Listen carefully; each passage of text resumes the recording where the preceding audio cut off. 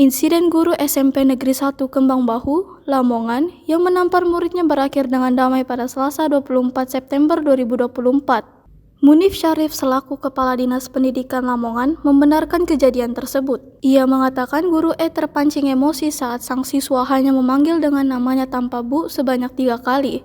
Guru E terbawa emosi dan akhirnya menampar karena menilai siswanya tidak sopan. Ia menampar siswanya sebanyak 3 kali. Setelah tindakannya viral, guru E pun meminta maaf. Pelaku menandatangani surat pernyataan yang dibuat tanpa adanya paksaan. Kasus ini tidak sampai jalur hukum karena orang tua sudah menyelesaikan secara kekeluargaan.